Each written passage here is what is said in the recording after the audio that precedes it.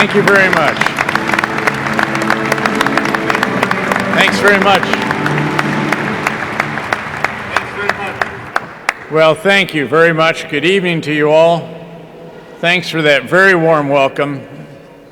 And hua to the troops there in an early morning in Iraq.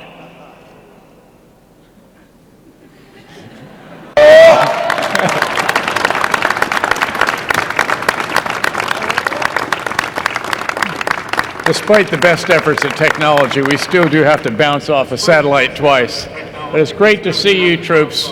And as I'll mention to you in a moment, this is about you. It's not about me. Again, as I said, this is more than a bit overwhelming. I'm very grateful to Ann and to General Galvin for their very kind words. Obviously, the video is just tremendous. In fact, it might have persuaded even my crusty old Dutch sea captain father that his efforts over the years to make something of his son weren't entirely wasted. In truth, it was wonderful. In fact, perhaps you could arrange for continuous showings of it on Capitol Hill before my next testimony there. And Ann, only you would have a research assistant who could find something about a crossword puzzle. My hat's off to anybody who could spell Petraeus correctly 5 times out of 10. 2 down, huh? Well, this is, needless to say, a very special night for CENTCOM Nation. And I want to note up front that all of us in CENTCOM are very grateful to NDU and to the NDU Foundation for the honor you've bestowed on us this evening. So let me offer my thanks to you all on behalf of the more than 230,000 soldiers, sailors, airmen, Marines, and Coast Guardsmen who are serving in the CENTCOM area of responsibility. And again, let me provide my greetings and a hua by video teleconference to Colonel Steve Benson and the members of the Wisconsin National Guard's 32nd Infantry Brigade Combat Team in Baghdad and members of the Joint Area Support Group Central and some of the other great units that are serving there, especially for getting up so early in the morning to share in this great event.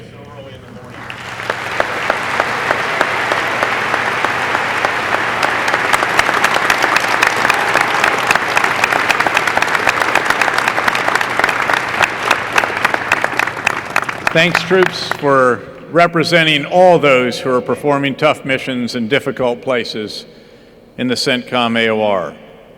As all in the room here know very well, these great Americans and their families and all their comrades throughout the AOR sacrifice greatly in serving our nation. And nothing means more to them than knowing that those back home appreciate those sacrifices and appreciate what those in uniform in harm's way are doing for our country.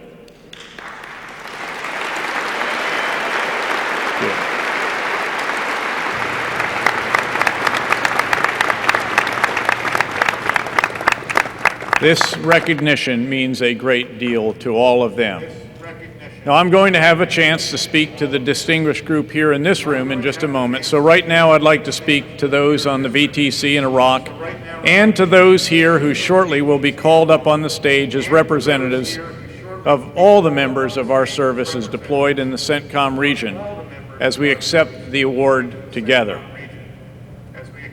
Colonel Benson, again, I want you and your troopers to know above all what a true privilege it is to represent you and your team and all of your comrades throughout the AOR tonight.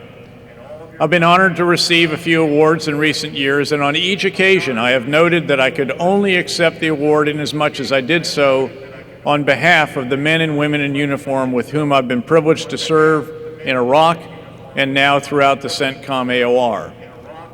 For it is your actions and the actions of hundreds of thousands of others like you that have achieved and sustained the hard-fought progress in Iraq and enabled us to bring new effort and focus to Afghanistan.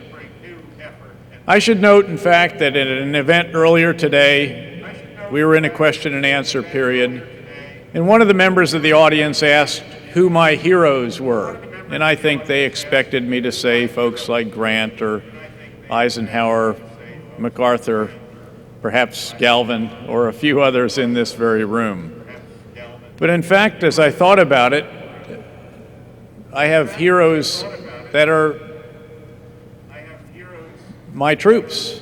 It's my Command Sergeant Major, Marvin Hill, a man who is not a backseat of the Humvee Sergeant Major. In fact, he's just coming back from the stands.